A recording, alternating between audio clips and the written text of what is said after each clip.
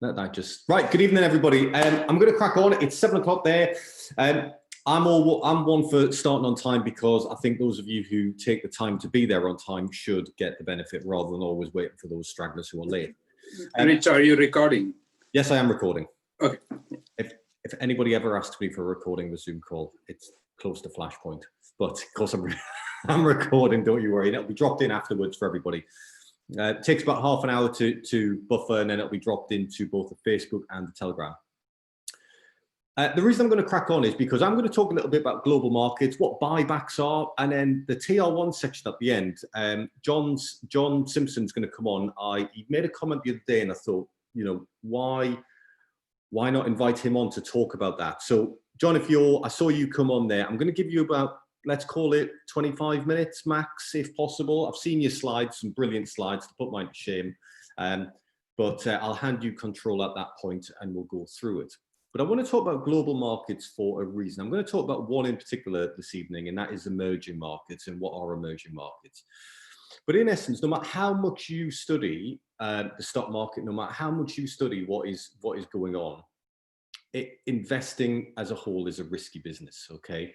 At any point in time, people will say the market will go up, and there's people that will say the market goes down. And that's something I always say. I'm sure you're probably sick to death of me saying it, is that you should always look for the other side of the argument as well. So whenever I say I'm very bullish on something, you should always look for the other side of the argument as well and understand why they have that other side of the argument, because ultimately they may have spotted something that you have missed, and you can then bring that into your potential research or your analysis moving forward.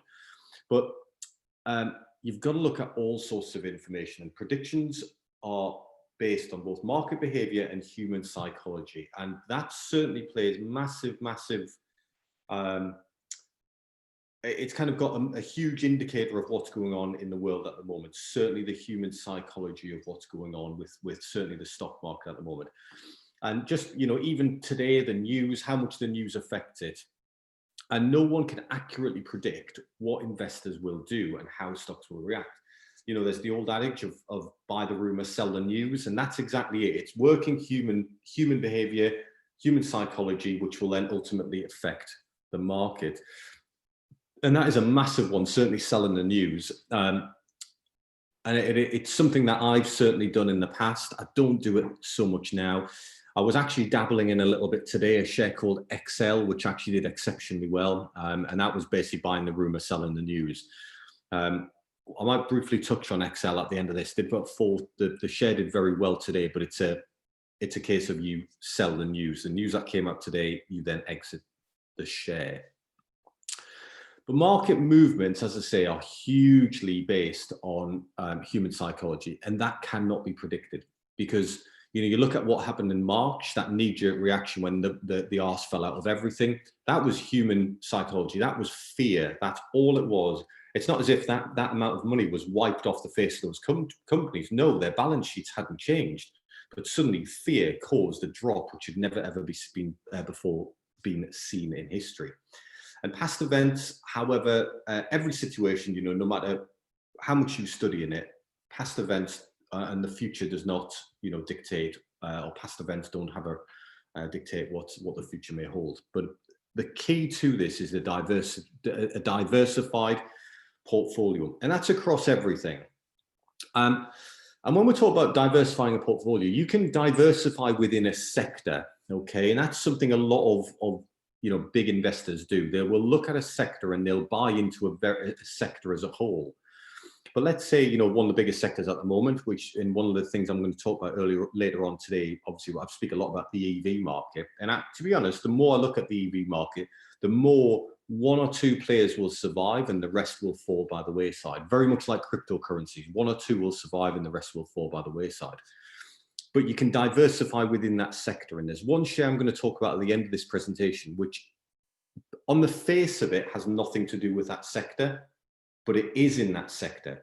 And by owning it, what you're doing is you're diversifying yourself within the EV sector by what I would always refer to as buying the spades, buying the pickaxe handles. If you've never heard that analogy, it's a fantastic analogy where, you know, don't go digging for gold. You know, it's from a book called How to Be a Capitalist with No Capital is the name of the book. And he talks about how you shouldn't be at the coal face digging for coal, because there you're looking for a tiny little seam of coal. And if you're digging 1 foot to the right of that seam of gold, sorry, if you're digging 1 foot to the right of that seam of gold, you're going to miss it. Okay, as a gold miner, you're going to dig, and you're going to miss this potential gem, which is 1 foot from the left. So don't be the gold miner. Be the bloke stood at the entrance to the mine selling the pickaxe handles to the gold miners. Okay, and that's a fantastic analogy. If you can always think, don't be the person doing the deed, be the person selling the pickaxe handles, and always try and think about that. And I remember reading that and I thought, wow, that is so powerful. And certainly this stock I talked about at the end, I've actually, that's exactly it. It's a pickaxe handle or a shovel head type stock. I hope that analogy kind of makes sense to you. But stock market theory is a huge topic, and we're not going to, it's something that requires reading around, just reading around the subject, what it is, what causes the stock market to move, what the markets around the world are. And it's built up of many, many different things. And, from asset allocation there, the arbitrage, short selling, and many other concepts.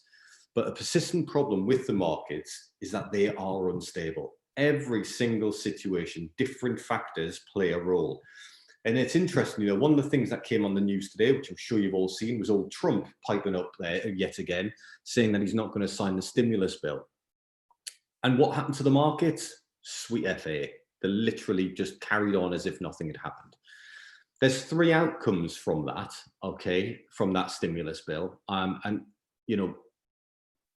One of them is that it just continues. One of them is that it doesn't pass into law. One of them is that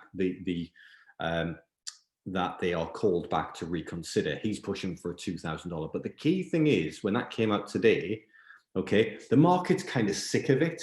Okay, when we talk about it being priced in, the markets can also get sick and tired of the same news. Okay, and to be honest, that news now has been going on for about 2 weeks, which makes it old news. It's being priced in, it is going to happen. Maybe it's just going to change at the minute, but it's not going to go away. So therefore it's priced in.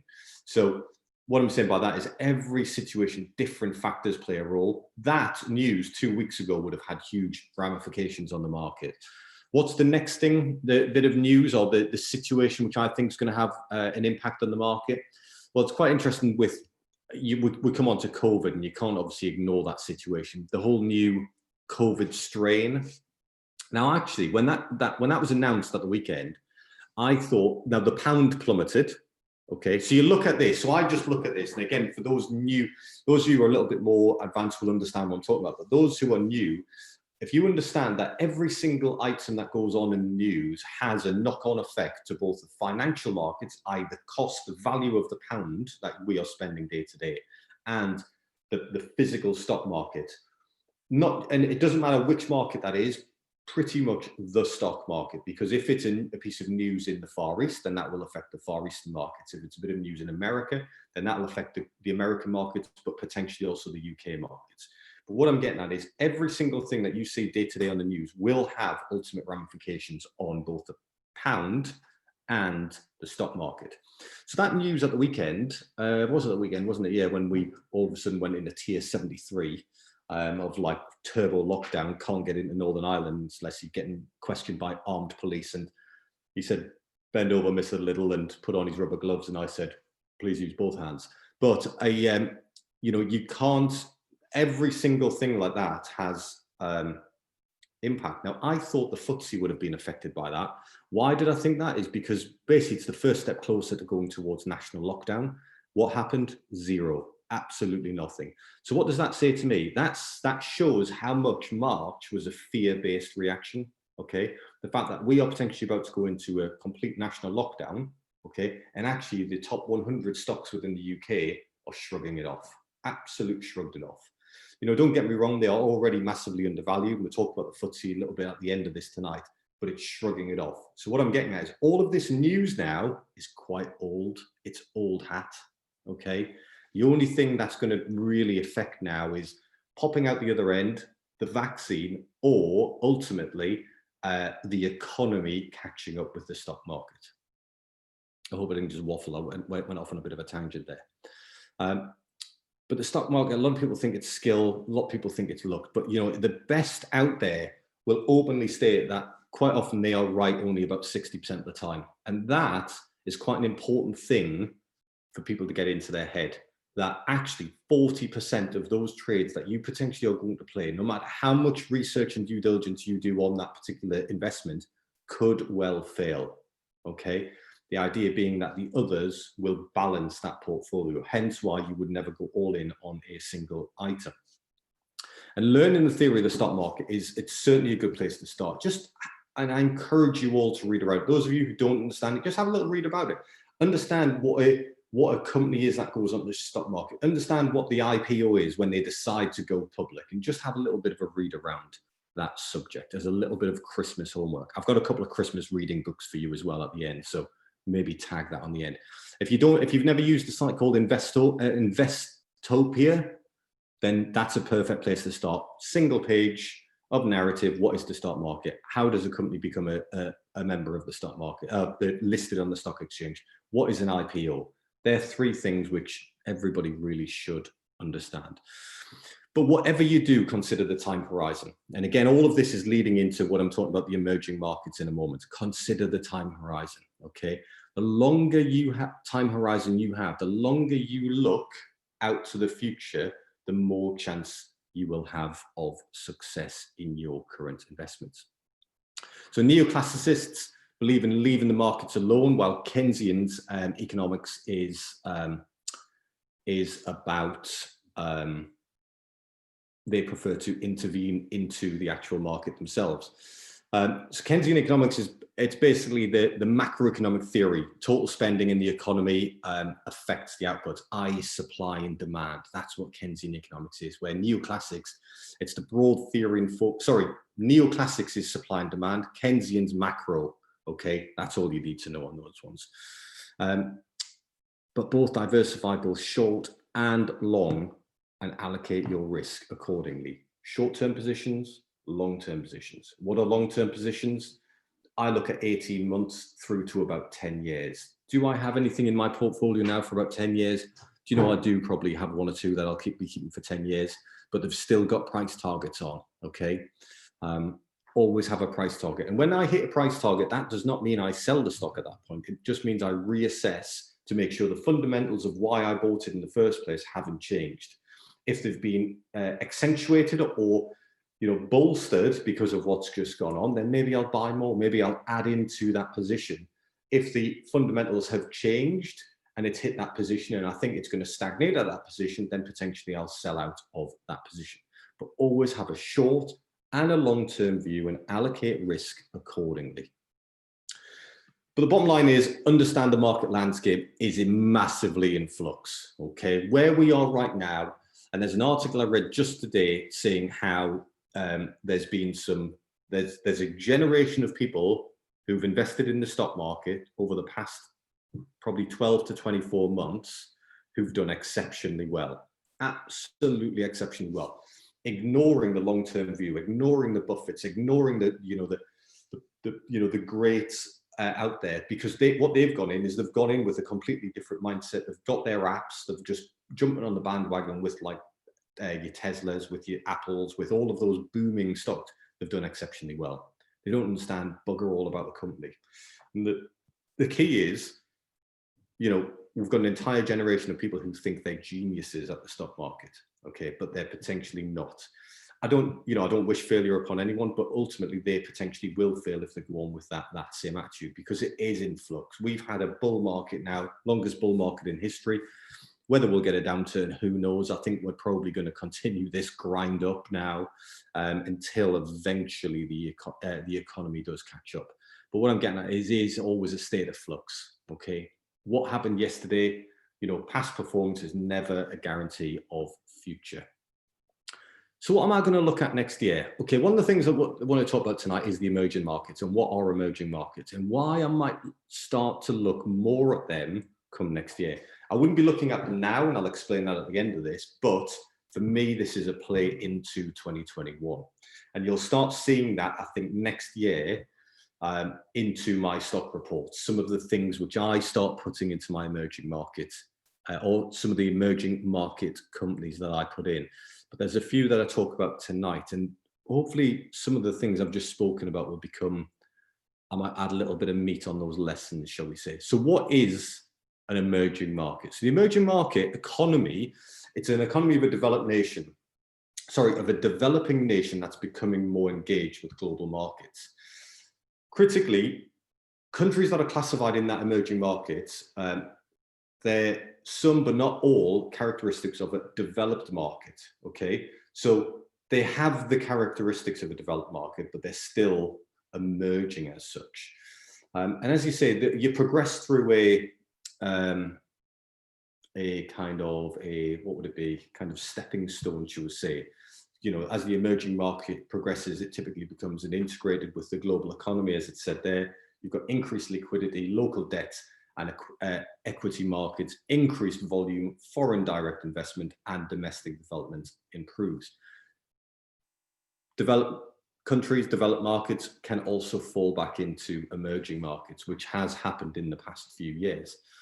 The most noticeable of them there are pretty much, I would say, China, even though it comes at the end. India is becoming a very dominant force as we move forward, as is Pakistan. The others are technically classed as emerging markets, but not really for kind of the faint-hearted investor, but it's important that you know that they're there. The Japanese market is also now classed as an emerging market as well, but I'm not going to touch on that one too much this evening. I just want to get the principle of what the emerging market is, then we'll talk about some opportunities at the end. But critically, it's about transitioning from low income, less developed, and often pre-industrial economies towards a modern industrial economy with higher standards of living. And the key there is actually once through some of these markets, through some of these emerging markets, when you look at the incomes of all of the people in the emerging markets, there's a high percentage. I did have a graph tonight, but I thought I'm not going to put the graph up because it was quite confusing. But initially, 80% of the available money to those emerging, those employees within the emerging markets is spent on food and survival, with only the latter 20% spent on transportation and luxuries. Generally, obviously weighted towards transportation and then a tiny fraction towards luxuries. Where in a developed economy like the Western world, you'll find that actually a very small percentage is actually on food and survival, with more onto transport and even more onto luxuries. Because luxuries encompass, say, a nicer house. When we're talking survival, we're talking the bare minimum to survive. So not a 5-bed mansion, etc. We're talking about the bare minimum to survive in that. And as the graph shifts, as the emerging markets, as they become more developed, they become more technological driven. So you look at places like India, technological driven. People will spend less on food, for instance, food and water, because it's on their doorstep. Okay, it becomes easier to consume. They move more into the urban centres rather than the rural centres. And actually, at that point, more starts to go onto the transportation side and then more onto the luxuries. That's the point countries start moving into developed economies.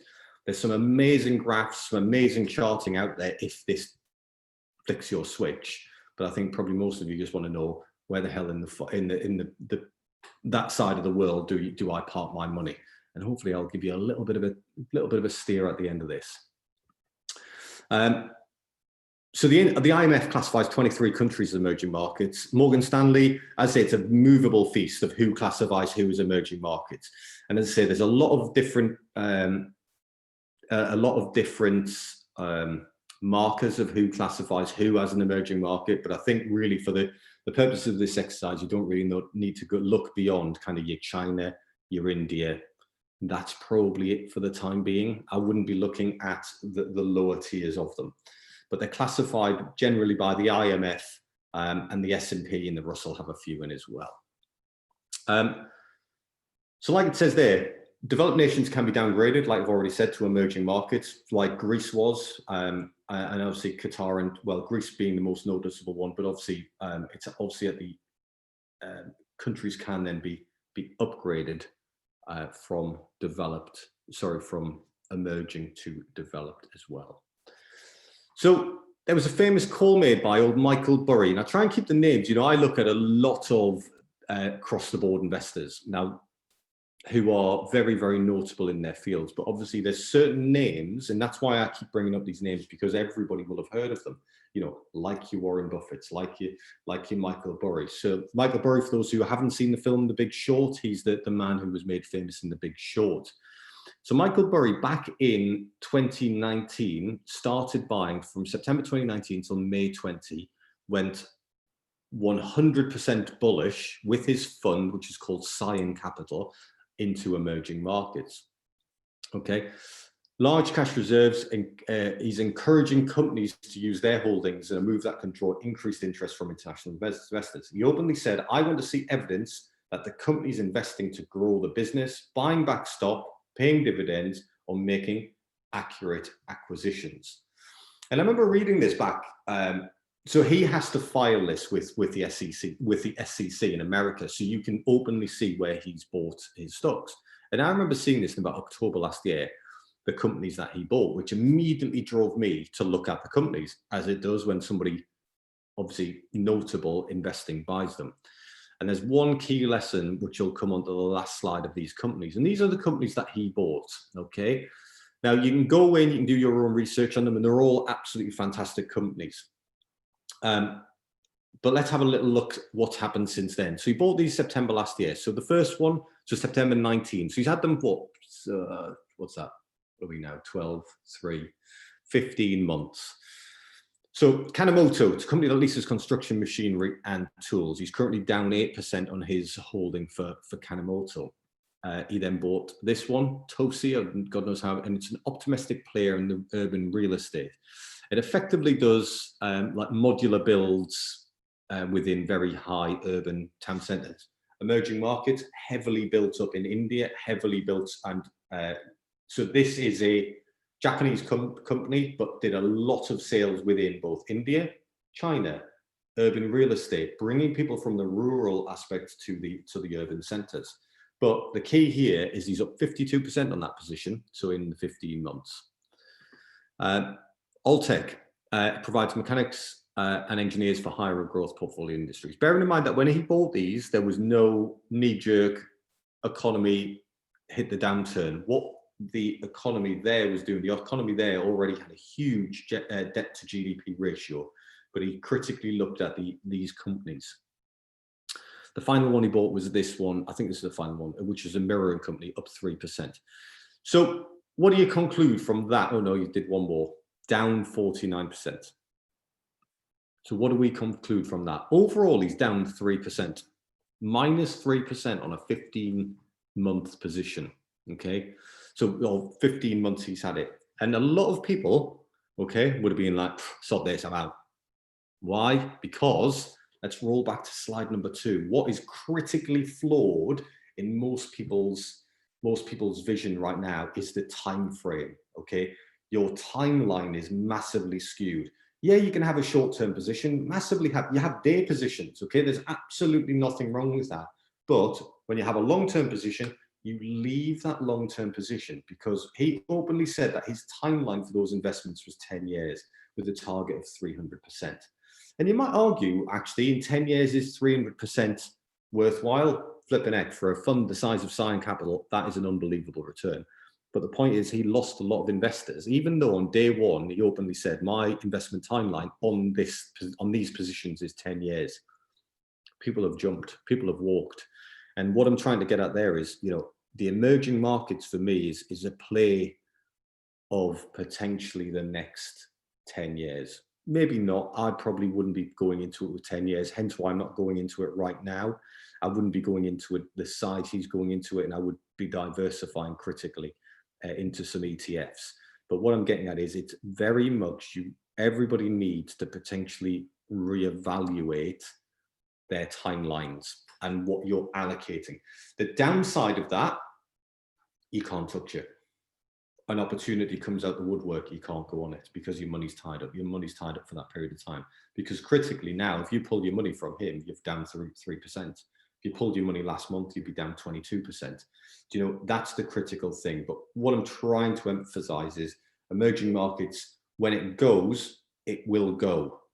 We don't know when it's going to go. So to allocate a small to take a small position in emerging markets. Notice my keywords there, small position in emerging markets. Now, hold it long term. You won't miss the money, but potentially the last emerging markets bull run did 400% in a very, very short period of time. And this is probably one of the places I'll be parking it. Why would I park it in an ETF? Basically, because there's many more ETFs, and I'll talk more in the ETFs for emerging markets when I elect to make my move into ETFs, when I elect to make my move into the emerging markets. And the simple reason why is because 90% of the companies that are in which are classed as in emerging markets, we don't really know of, we don't hear of. All those companies that I've just spoke about there, you've never heard of any of them. Guaranteed nobody's heard of any of them. So you don't kind of live and breathe it, you don't feel it. You know, I like to kind of know a company, know what they do, see a product, or at least know what they're doing. And I don't know that with emerging markets. Now, there's nothing to stop me going to find out and analyzing individual companies, but I'm also very aware of the time that I have available. And it's this kind of time when ETFs or funds play a critical role, because you can still have exposure to that market, you can still have exposure to that potential exponential rise, but without having to do the intricate due diligence on all of the companies. Now the Vanguard ETF, it covers one of the biggest ranges. When I actually come to move on this, I'll probably sector it down, and I'll probably look at an ETF in emerging markets of a sector, whether that be renewable energies, whether that be vehicles, whether that be construction, real estate, whatever it may be, that's probably what I'll do. But I'll probably still have a small exposure to the whole lot. So what I'm saying there is I'll probably have a small exposure to this, okay? Let's call it a whole of market ETF. And then I'll have a higher exposure to a specific sector that I really feel I'm behind. And that's how I will play that game. That's the coverage that ETF has. Obviously, it's heavily weighted, like I said, towards China, with over 42.5% in China, coming all the way down to some very, very small nations down at the bottom there. But what it does is it just gives you that risk-off profile. Yeah, your small position, relatively risk-free at a point where the market should be improving at a rate far greater than the Western world. Because bear in mind, we in the Western world right now, the UK is not, and the FTSE's not, but the American markets, they're top. They can continue going up like we keep saying, but the FTSE's still got room to go because it's quite mid-market at the moment. Emerging markets have room to move. A lot of everything I say, and a lot of the timing of making this will depend on the value of the dollar. I'll mention that in a minute. But one of the critical reasons don't get me wrong, this isn't something I've just decided to look at over the past few weeks. You know, this is something that's always been on my radar. But one of the critical changes that's happening is the fact that obviously the Chinese and American tensions just continue to grow. Now, that will probably change when old Biden gets in, but who knows? The tensions are continuing to grow. And what it's done is actually forced a lot of Chinese companies to take secondary listings in the Hong Kong stock exchanges. So they're actually removing, well, they're not removing, but they're taking secondary listings away from the United States into Hong Kong. Because, you know, you look at, who was it the other week there? NEO. Yeah, it was NEO, wasn't it, that the Americans banned or they chucked the ore in. But it's this fact that they are having secondary listings, which has kind of made me start to open my eyes to it a little bit more, that the time may be about right. So you look at the power of them, those emerging markets, and you look at this graph here. So the purple, the main line is the global GDP, okay? So the main solid line that you see going across the screen is the global GDP. Underneath the line, you'll see each bar, the purple being China, the green being emerging markets excluding China, the light grey being developed markets excluding the United States, and the bottom being the United States. And if you look there at the right-hand side, which is this is the most current graph, which is obviously only up to 17. But if you look at that there, now it's throughout time, we've pretty much been the emerging markets, China and emerging markets, other than back in kind of the 80s and the 90s, have a little look from probably, I'm going to say probably around the 2000-ish mark. The Chinese and the emerging markets have been about 50% of global GDP. Okay. So why is that important? You might think, because the stronger growth in those emerging markets, it's not because the populations are growing more rapidly, but the demographic challenges and things are changed. Demographic challenges to countries in the developed world. Those markets, the people are becoming closer to industrial centers, i.e. so those markets have a lot more room to grow than potentially the Western, i.e. the American markets. And they've got that economic catch up to do, which is what they're currently doing. That's one of the reasons why the last emerging market bull run saw 400% in the index in a very, very short period of time. It all does depend on the dollar. What I mean by the dollar is the dollar's currently in the gutter. Okay, so the dollar index, the DXY, if you ever want to look up what the dollar index is, which is the value of the dollar based against 6 other currencies, but it's currently absolute rock bottom. When I say rock bottom, it's at one of its all-time lows. It's about 11 at the moment.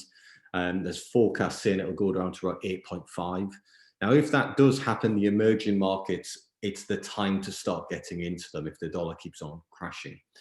And again, there's an argument that says the dollar will keep on crashing, but there's also an argument that says the dollar will probably spike in the short term or the near term. Now, if that happens, it's then not time to get into emerging markets. Hence why I say it's a play, not for now, but for into 2021.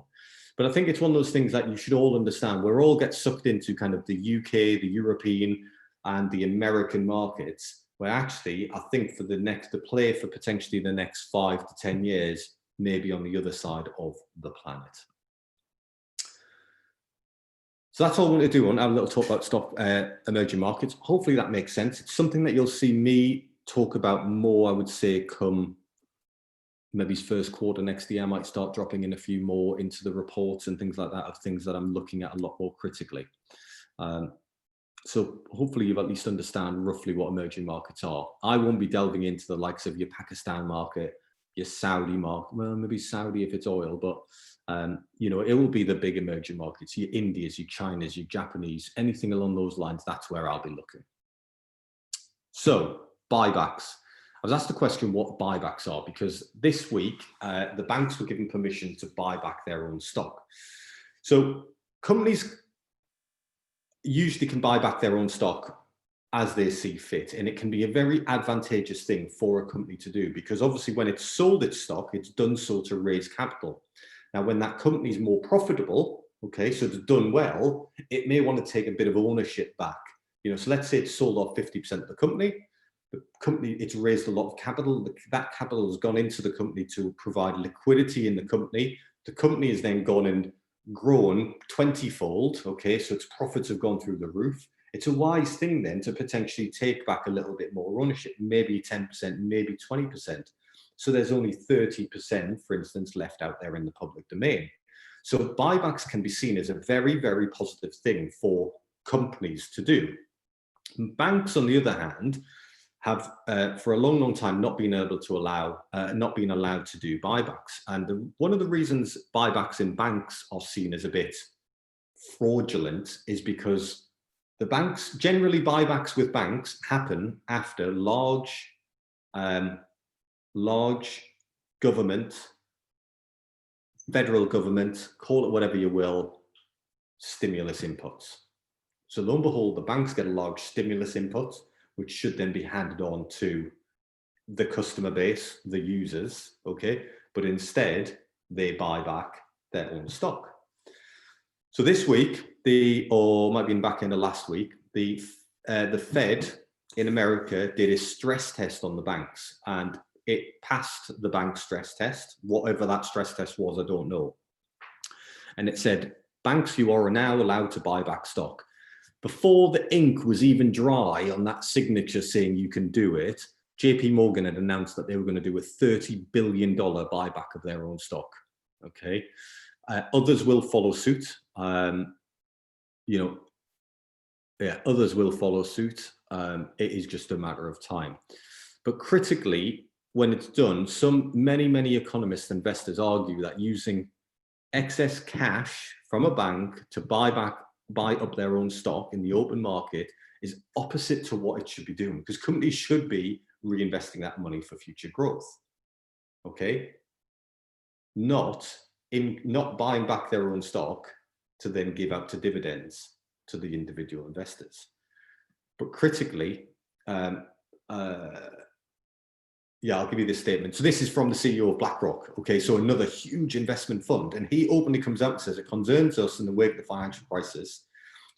To them, we're still in the wake of the financial crisis. Many companies have shied away from investing in future growth of their companies.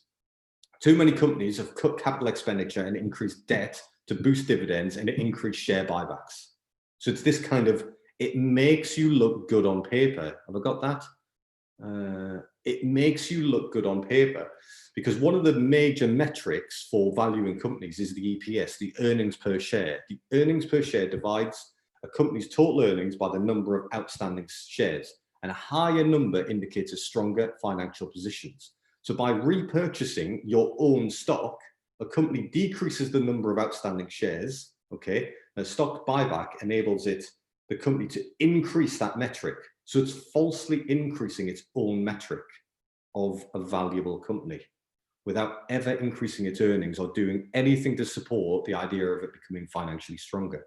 And especially with banks, because they're using federal government or government money to do that buyback.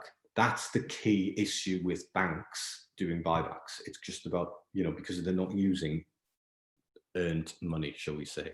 There's an example of that. Because if you use an EPS to gauge the financial position, it's falsely become stronger because of that. The buyback has falsely made that company stronger.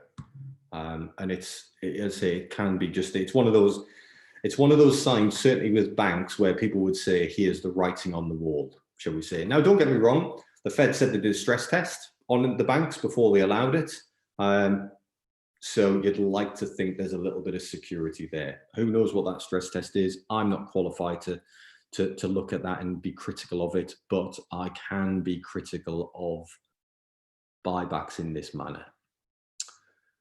Right.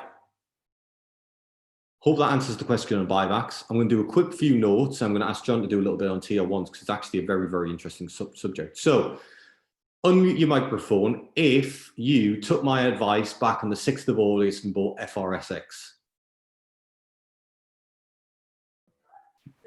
I did. Did you? Fantastic. Yeah. So you will be one of the ones who's realized. So 1.4 it dropped at 0.85. I know a few people probably knee jerk, I'm out, it's dropped. Well, today it raised to 4.7.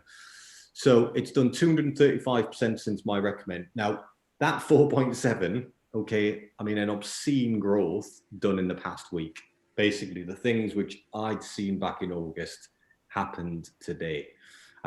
I guess that was always a speculative play. And the reason I put this up there is that was a speculative play. Hopefully if you've only ever had a short position in it, but a fantastic share, I would have been out at 3, probably, I would have probably stayed in. The fundamentals haven't changed, but I re-looked at that company today to see if it had legs for the future.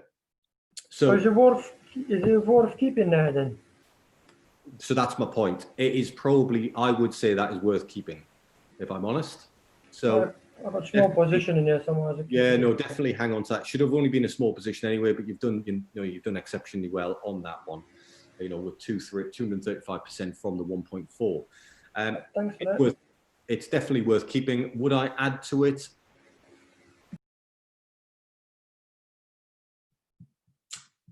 It's not a bad one. It's not a bad one. I probably wouldn't right now, but it's not a bad one. It's not a bad one for the future. I can see that going to 11 or 12, if I'm honest, when I looked at it again today. Okay. But when will that 11 to 12 come? It's a speculative play. We're not holding long term. Look at your timelines. What's my timeline on this? Was a shorter term timeline August to now, 235%, very small position. I think that probably will reach your 11, certainly your double figures, but it may be 12, 18 months down the line.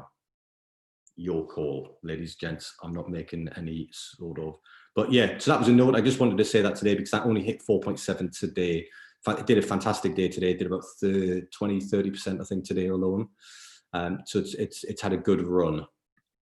Right, a few things I'm looking at. These are kind of snippets from the report, which should be out with you tomorrow. And the reason it's taken a little bit longer to write this is, quite frankly, because I'm not really piling into anything in this. There's nothing really that I'm hugely piling into in this period. It's the Christmas period. It's traditionally it's traditionally very volatile in the markets across all sectors. So, my report this month will be more things that I'm looking at, but I haven't pulled the trigger on. Where all the other reports that I've written have always been, I'm pulling the trigger on this at this price, and here's my target. Quite defined kind of metrics. Where this month it's almost a bit. These are the undervalued positions I like, but maybe not until the new year. And here's a little bit of a snippet. So basically, I'm looking at some FTSE companies, okay, because there's a lot of low value at present in the FTSE, underperforming massively compared to the S&P. And also to many European positions. And it's got a lot of shit companies in at the moment. And I think a lot of those are starting to realize how poorly placed they are compared to things like, which the NASDAQ in America, which is the tech-based. There's a lot of dinosaur companies which will just kind of blunder along and plunder along. But there's some very, very good individual. And this is what drew me to look at it. It drew me to look at it because I am of the massive opinion that the markets are due a correction, i.e. the markets to come in line with the economy. However, there's a lot of indicators there now saying, do you know what? The market's just going to continue trudging along for the time being. Now, if it continues to trudge along, in that case, the FTSE is massively undervalued because the FTSE has never recovered from its March lows, where the likes of the S&P, the NASDAQ, the Dow across the pond have all recovered to new all-time highs.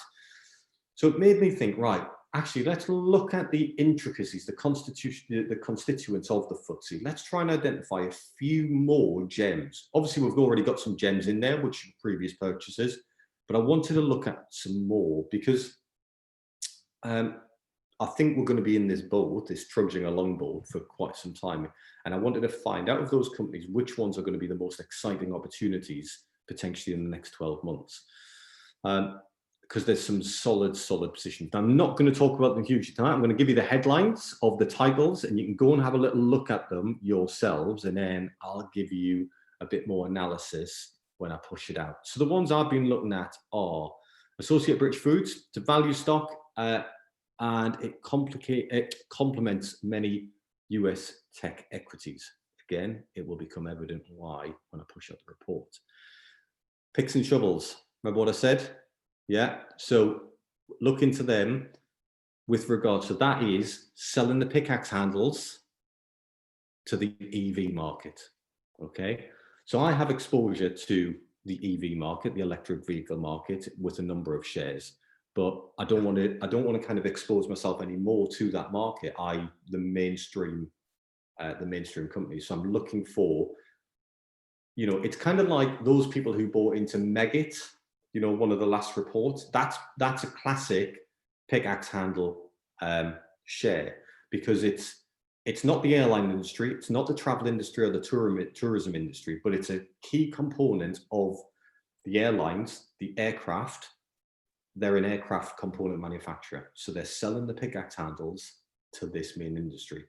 What Rio Tinto are, they're selling the pickaxe handles here to the EV market, okay? And they're in the FTSE.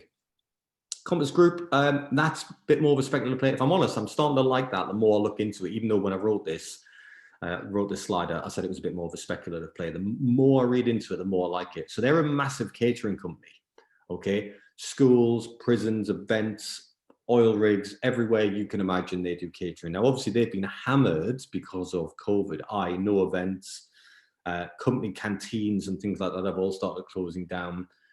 Oil rigs still function. A lot of schools are still functioning. Prisons are still functioning, but they are pivoting quite heavily. And actually, they are adjusting to this new kind of way of living. The fact that huge companies may no longer go back to their office spaces and require catering, etc. So actually, the way they're adapting to what's gone on and potentially what will be the future is actually quite an exciting thing. And the last one, Bundle. It's a solid company, and basically they're everywhere.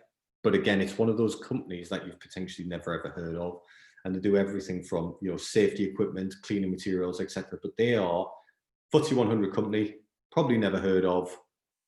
Massive opportunity potentially moving forward.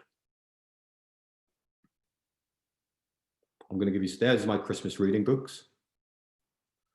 I think I might have recommended The Psychology of Money to you before. I can't remember if I have, but somebody brought it up in conversation the other day with me, how they thought, and I'd recommended it to them, and I can't remember if I recommended it to you guys.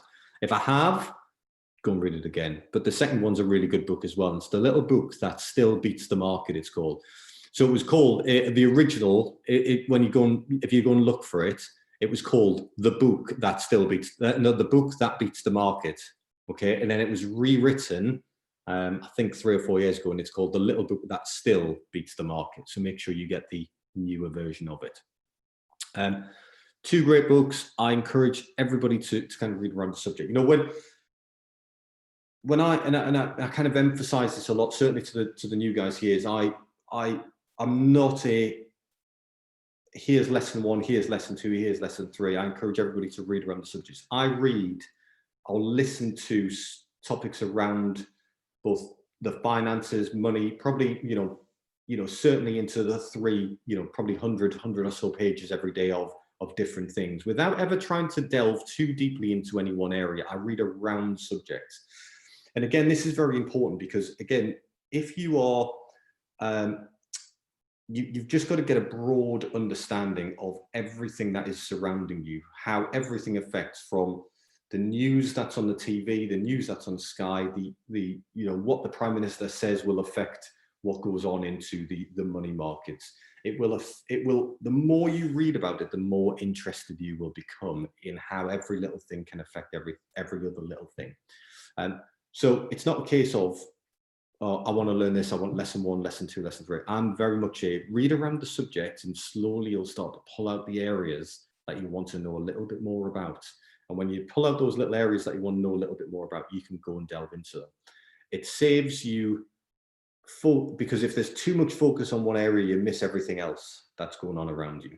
And that thing that's going on around you can be critically important. I did probably just waffle once again there. What we'll do, guys, I'm going to ask John, if he's on, to jump on and give us a little talk about TR1s, which will be about 20 minutes, hopefully. As you can see, his PowerPoint knowledge is freaking infinitely better than mine, but I like to think I can make up for lack of PowerPoint knowledge. Rich, just a quick one. FRSX, it's up over $6 today, 88%. So that's a look at that! It's done 100% day nearly. Amazing. She's a beauty. Flipping heck, that's been flying this afternoon. Right, John, you're on. What I'm going to do is I'm going to make you co-host there, which means you can share your screen. John, thank you very much for doing this. This came on the back of a comment that John made, where he spoke about sentiment. Those of you who read last month's report, sentiment is a buy which I bought into quite heavily. In fact, there is the comment. John, I'll tell you what I'll do. I'll just leave this to you. So John, thank you. I just put John on the spot and said, do you mind doing a little talk on it? Because he's very knowledgeable about TR1s. And please, I think you'll all learn something. So John, the floor is yours. Okay, cool. Thanks, Rich. Yeah, as Rich just mentioned, this was the post that popped up 2 days ago now. So Chris Holt asked, what is the BlackRock Investment Management UK Limited TR1 sentiment company announcement pertaining to? And I hadn't seen the TR1 at that point, but what is a TR1? That's a good question. And a TR1 is a document that's issued under an RNS. So just to cover what an RNS is before I go into my presentation. With listed companies in the UK, the RNS is a regulatory news service, and that's where any sort of official news and announcements will be formally issued to the London Stock Exchange. So fundamentally, it was an RNS of a TR1. So I dropped a quick answer in, and to be honest, I'm just self-taught in these kind of things, but I remember seeing them in the early days when I started investing, and I just thought, what the hell is that telling me? And pretty much I think that's perhaps what Chris was thinking. So Rich asked me, based on my answer, if I would jump on and do a few slides and take people through what a TR1 is. So whilst I've got a reasonable understanding of it, I thought if I was going to do a bit of a presentation, I'd try and ensure that all the info was correct. So having finished for Christmas yesterday, jumped on for about an hour today and pulled this together. So what I wanted to just share with you was just going over a bit of a corporate governance background about where it comes from, what it's aiming to do. Have a look at what a TR1 is in terms of notifying of an acquisition or a disposal of a major shareholding, and looking at who's got to disclose one of those and at what point, for what reason. And then as sentiment was the one that was questioned, just thought I'd do a little quick case study and go through the TR1 submission and highlight on there what you need to look at and what it's telling you. Because even when you know what you're looking at, it's still not massively clear what it means. But there's often some good value in there when you can read it properly. And then just a little summary in terms of what to look out for. And, you know, not everything is in there, but there's certainly other things that it doesn't tell you. So it's probably a good start point just to understand what to look at next. So if my mouse would work, there we go. So I'm sure many of you on the call have got your own small companies, and you'll be probably familiar with the fact that you need to maintain a register of people with significant control in a small limited company. And that's generally where anyone's got voting rights of 25% or more. And in a small company, that's quite easy to do, or a close company, you know, you and a few others, you know who's in the company, and you know what shareholdings are. But when you look at a public limited company, where by its very nature, the shareholding is owned by a very diverse number of investors, you don't actually know who owns the shares. And to the large point, with small investors, that's not really too critical. But it's good to know who the larger shareholders are, and in order to understand that, Companies Act requires disclosure, and then also the UK Financial Conduct Authority has got some specific disclosure guidance and transparency rules which go on and on and on. So I've just tried to pull out a few main headlines regarding the FCA rules. But within that, anyone with a major shareholding has to make a declaration, and to do that they use a TR1 form. And that will cover not just direct shareholdings in shares that attract voting rights, but also any potential indirect holdings and any interest in financial instruments such as contracts for difference. And then there's other certain circumstances where you may have control over voting rights. This section here in the middle, 5.2, if you've got some potential agreements with other shareholders, which means that you've got control over their voting rights, but you don't hold their shares, those positions need to be declared as well. So it's given a full transparency of who owns what in the company and potentially what control they have in that company. And then if you look at some smaller UK listed companies in terms of AIM listed companies, there's a team. It's got slightly different disclosure requirements and different time frames for making those disclosures. So let's have a look at a TR1. What triggers a notification? So a significant shareholding has a threshold or a start threshold at 3%.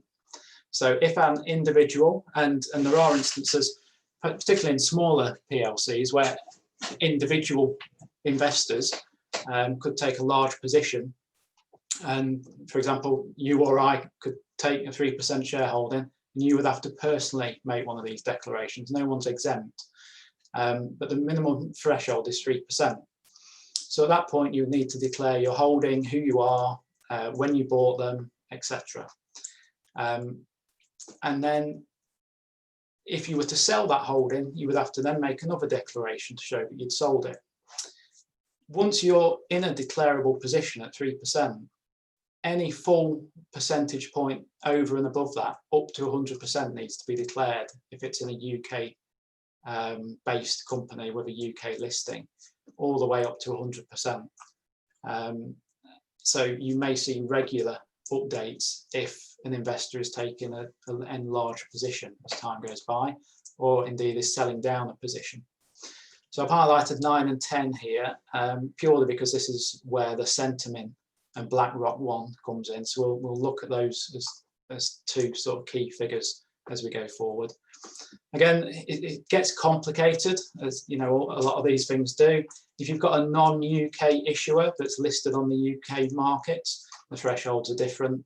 So the different threshold targets are 5, 10, 15, etc. And also there can be instances here, we talk about if a resulting in changes in voting rights. So not necessarily to do with the shareholder, but if a company undertakes a placing or a rights issue and the total share issue or shares in issue changes, positive or negative, it can actually change your holding percentage. So an external change to the company can put an obligation on an investor to make another declaration that you've maybe crossed the threshold. When is it required? So there's governance around the timing. If, again, differs between being a UK issuer, so that's a UK company, UK-based company on the UK exchange, or a non-UK issuer. So if it's non-UK and it's maybe dual listed, there's going to be further complications. So there's a 4 trading day window for those declarations, or a 2 trading day window for a UK issuer. So they've got to be quite timely. And generally, if you see some big trades going on, you know, people want to know who it is, what's happening, and as Rich mentioned earlier, the markets price in news as it happens. So when someone starts buying in big, it sends a signal to the market that someone's, you know, building a position or selling a position, and then people obviously want to know who they are. If you've got a new institutional investor buying in a large position, that can be really quite positive for the overall direction of the share price, because they've maybe done some research and seen that it's undervalued. As soon as those trades start to happen, the price will move, and it will be then confirmation when this TR1 comes out as to who's doing what.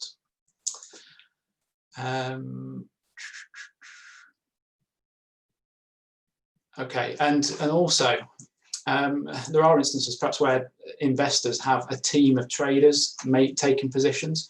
So the time frame kicks in when the relevant party should know that they need to make an announcement to the market. So there's no sort of hiding behind, well, I didn't know where we were and what was happening. People have to take responsibility for this timely reporting, and there are sort of penalties for not complying with these regulations. So what is required on a submission? Effectively, it's a position statement. What is the current result of the transactions? So it's very much a statement, not necessarily what has happened, but what is the current position. So we look here at the resulting situation. So that would be a statement of how many voting rights are held. Who ultimately controls those voting rights? And when you look at some TR1s, it's very complicated. And BlackRock one, for example, there's numerous legal entities within BlackRock. So it highlights who in the chain holds them. Is it subsidiary or the main holding companies? The dates on which the transactions occurred, and then if it's not the person making the declaration actually exercising votes, there's another declaration to be made on who actually holds the shares, who's sort of entered into some agreement with the person who's now in control of those voting rights. And if there are any other financial instruments, so contracts for difference, swaps, etc., they all need to be declared in further detail. I did attach a form here, but if this presentation gets uploaded, it's probably worth looking at a blank form just to see how detailed some of these requirements are. But the next thing I think is useful is moving to the sentiment TR1. So this is what a form looks like. A standard form gets submitted to the company itself. So BlackRock will have populated this template, sent it into Sentiment and also to the FCA. So what is this telling us? I've made the highlights on here as the key areas to look at. So this is a TR1 which relates to Sentiment. The reason for the notification has been identified as an acquisition or disposal of voting rights. So I'd say that's not very clear. It's either buying or selling. Okay, let's move down the form and see what they are doing. Could it also be just to declare acquisition or disposal of financial instruments or changes in voting rights? And in this instance, this is actually, I don't know if this is filled in right or not, to be honest, because this is actually an increase or an adjustment, sorry, for shares and voting rights, and also in financial instruments here. So it's a mixture of the two. The party making the notification is BlackRock. The date on which the transactions occurred was on the 18th of December. The declaration was submitted on the 21st. So what we can see here, resulting situation, so this is what they need to state, is that they're now holding 9.52% of the total voting rights in the shares, with 0.3% control over other financial instruments, giving them a total control of 9.96%. So the total number of voting shares outstanding in Sentiment is 1.15 billion. So they're holding 9.96% of the 1.15 billion. That's not what they hold, that's the total issued share capital or number of shares outstanding. So then what we can see here is obviously they had a previously declarable position.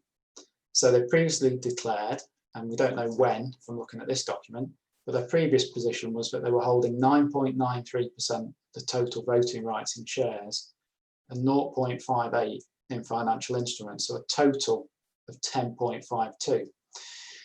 So in essence, they've sold down their shareholding from 10.52% to 9.96%. And as I would argue, looking at that in isolation, it isn't particularly clear, but that's what's happened. They've sold down that shareholding. But what you can't see from this is perhaps quite how many shares they hold, albeit around 10% of this number, but how many have they sold? Move on to the next slide. We can see that their current holding now, 9.52, represents 110 million shares. They're also holding 4.5 million financial instruments, which will be a derivative of a share. And I profess I don't understand what securities lending is.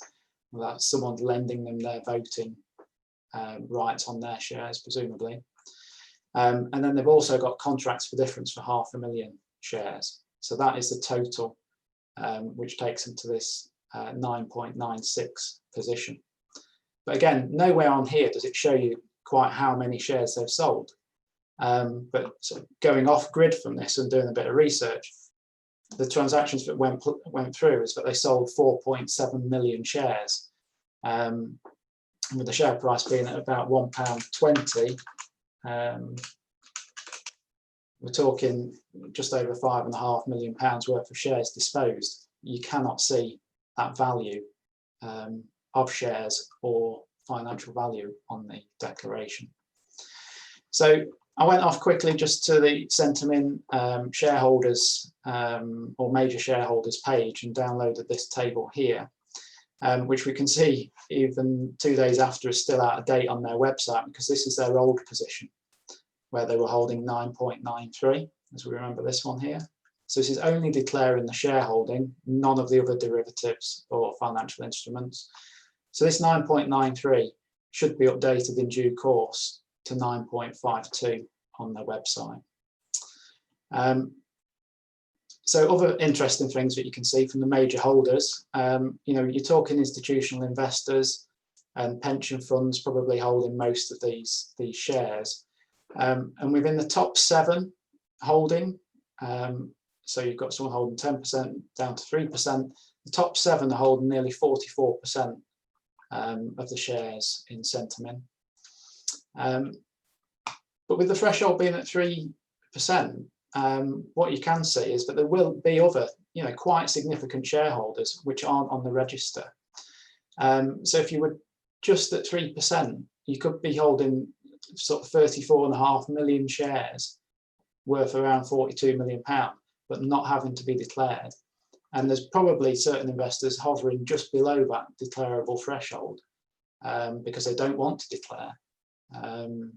So that's always interesting to understand perhaps how much could be held by people just under the radar of declaring. And then another interesting thing, we don't see it here, I would say, but you or I, most retail investors, buying shares through a broker, Hargreaves Lansdown or Interactive Investor, etc.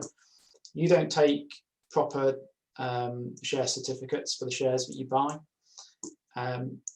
Your broker will hold them on trust for you as a nominee account. So you may see Hargreaves Lansdown holding a big position in a certain company. And it's not necessarily Hargreaves Lansdown as an investor holding their own position.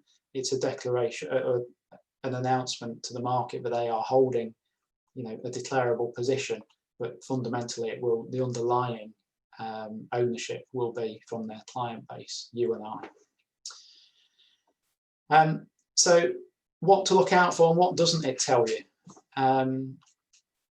So as I've probably covered before, there's no express statement telling you if it is an acquisition or a disposal. You need to look closely. And you can do that by comparing the resulting position with the previous position. If you find a TR1 where you've got no previous position, and therefore by default a 0, that tells you that it's a new reportable position.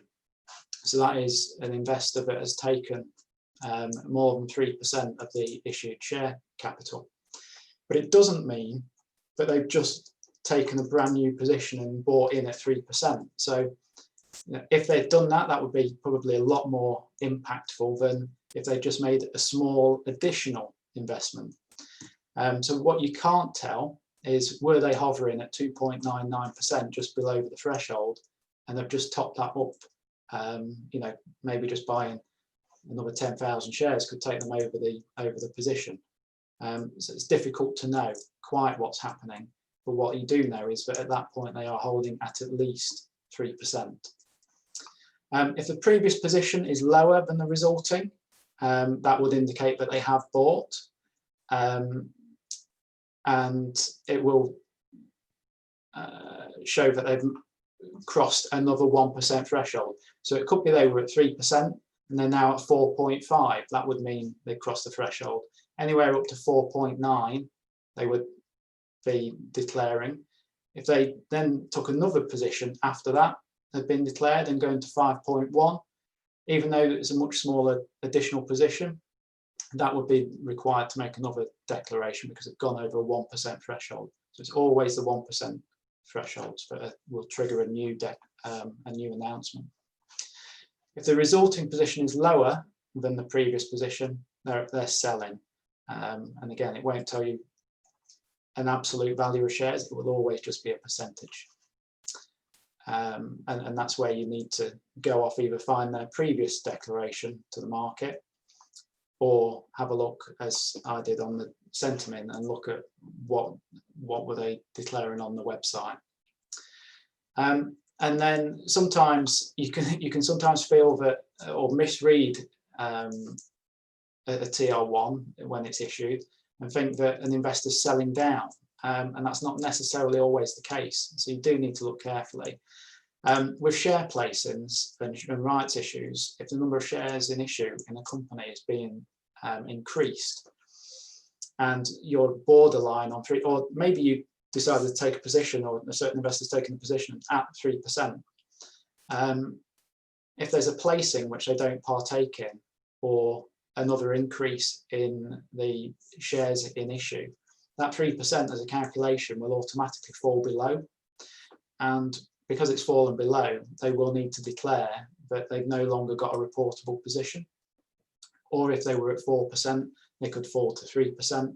Any 1% boundary that's passed through a transaction not necessarily associated with that investor or their actions can trigger a requirement. So you do need to look carefully and look at it in the context of what's happening. If you know there's a share placing or a rights issue going on, not necessarily the case that investors are selling. And one thing I've seen recently on one of my investments is where a placing was taking place, and TR1s were being issued before the placing took place, and the investors were selling down. And they were selling down because they were able to buy in to the placing at a discounted rate. So they could sell in the market at a higher price today than they could buy in 2 weeks' time based on their current shareholding entitlement. So you do need to look in context of what's happening. One thing that I'm not put on this slide, which can be useful also, is when you look at the big institutional investors, have a look at the price levels that they've bought in at. Again, another recent investment, big institutions were buying in at around the £2 mark, and that share price has subsequently dropped quite significantly. But if you look at the big money that's in those shares, they've bought in at a price where it made sense to make that investment. And the short-term market moves can make it look like a bad buy. But as I look at it, and the research I've done in certain investments, if they were confident to put millions and millions in at that price point, it's probably a good buy now, because unless those fundamentals have changed, it's cheaper than when they bought in. So they'll be taking a long-term view. So yeah, it's interesting to look at price points, because that can dictate perhaps where the longer-term value will be, or price action move back towards. So that's a bit of an overview of my knowledge of TR1s, and hopefully that made quite a bit of sense to most of you. If not, happy to take some questions. John, thanks very much for that. It was exceptionally detailed, I think, for but really useful information. So thank you so much for that. Guys, if anybody's got any questions for John, please do ask. I think that the point you made at the end is very relevant. Again, time frames, time horizons, fundamentals hadn't changed just because, institutional investors bought in. One of the things that came up recently, again, I relate this to all things, property wise as well, putting it across in the property term. We were looking at a building, well, just south of Sunderland. When I say we, the Sport Living Gateway team. And I would always just work out what it's worth. The lower end, they wanted 450 for it. The other investor would put 375 on it. It was worth 400 to us. So we didn't, instead of pissing around going 375, 380, 385, it's worth 400 to us. So we just bought in at that. And the reason I use that analogy is because exactly what you just said there, institutional investors had categorically bought in at that price. Okay, the fundamentals had not changed. Then actually, as long as you value it at that price as well, and you are comfortable buying at that price, it doesn't matter if it takes a short-term dip tomorrow or the day after, and potentially for, you know, a few weeks. Look at sentiment. Sentiment's lower today. I don't think by much, but it certainly dipped quite a lot lower. I think it's dropped certainly 3 or 4% lower than the point I suggested buying in. I think it's just about the same right now, but the fundamentals haven't changed. So therefore I am comfortable. It's not as if it dropped 3% and I was starting to think, oh my God, I need to get out of this because it's no longer a good investment. No, because the fundamentals haven't changed. It's a long-term view and a long-term vision. Alvi, on a quick note there, just to come off things, sell it. Okay, you've done 100% today. I'd get out if you're still listening. I've just noticed there, foresight. He's not listening. I think I'm going to leave it. The only reason, well, yeah, by all means do, but 100% today is quite a significant move. Okay, but yeah, by all means, if it's depending on the size of your position, but now it's gone in excess of 100, I would suggest it's going to probably take a, who knows, but price action would dictate that it would take a pullback. Guys, any questions for John? I'll take that as a no. Guys, I hope that was useful tonight. The key takeaways I hope you've got are emerging markets, okay? The emerging markets, don't just look on your home soil and into America. You know, further afield for the next 5 to 10 years, I think the emerging markets have a lot of catching up to do because us in the Western world have done a lot of the movement already. So the emerging markets certainly for me will become a play come a period through 21. When that will show its hand, I don't yet know, but certainly it's going to be a play. The other one really are those undervalued FTSE stocks. So go and have a little look, you know, have a little look at Compass, have a little look at Rio Tinto, you know, and understand, try and see why, you know, why I looked at them. Why did they jump off the page to me or as potential investments? Now they would be a medium to a longer term position. Okay, so what I mean by that is when I talk long term, you're talking parking money in it. You just and the key is really any money that you are parking into medium to longer term, you really can't touch. You really can't be just pulling it out to go and capitalize on another short-term investment, whatever that may be. You've really got to commit to that period of time, unless of course the fundamentals change. And if the fundamentals change, then obviously then you can sell up at that point. Short-term positions, as I say, I'm seeing quite a lot more of them, if I'm brutally honest, and I'm taking advantage of some of them. I'm not broadcasting all of them because quite frankly, that's not what this is. It's not kind of a follow me service. I say what I do. There are some opportunities out there at the moment for some short-term plays, but they're a lot more risky, and that now is something that I'm not putting on the table with you guys. But I hope that was useful this evening. I hope the chat box I've kind of looked at throughout, and I've privately read those ones. But if there's no other questions, hopefully you'll get the report for some Christmas reading tomorrow. Hopefully you'll go and have a read of The Psychology of Money, which is a very good book. And I hope to see you all in the new year. Those of you who are in moving into Tier 4 on Boxing Day, the rest of us will be following you, I'm quite sure, very, very quickly. Yeah, I see it's all Tier 3s have now gone to 4s or something like that, and 2s have gone to 3s. Yeah, as long as I can get out of Ireland tomorrow, then I'm all right. Otherwise, I'm going to be stuck. Who knows? So, guys, have a good Christmas from me. Have a really good rest with your families. That's me. As soon as that report goes out, signing off from this. Dawn, if you're still on, can't see you there. Dawn Crook may have gone. Let me just have a quick. Dawn Crook has already gone. Yeah, never mind, because I need to speak to her. But the rest of you, I'll see you all in the new year. If you got any questions, points, guys, by all means, drop us a message. If you've got any suggestions that you want me to talk about, if you've got any constructive feedback, whatever, please drop me a message. I am always open. I showed you the size of my inbox this morning on that Facebook post, and trust me, it doesn't really go down any but on New Year's Day, I might just Control-Alt-Delete the lot and start afresh with that inbox. So I hope you all have a fantastic Christmas and New Year, and stay safe, and we'll see you all soon. Cheers, Rich. Have a good Same one. to you, Thank you. Richard. Cheers. Happy Christmas. Have a Safe journey Happy back. Christmas and Happy New Year, everyone. Bye. Yes. Have a good one.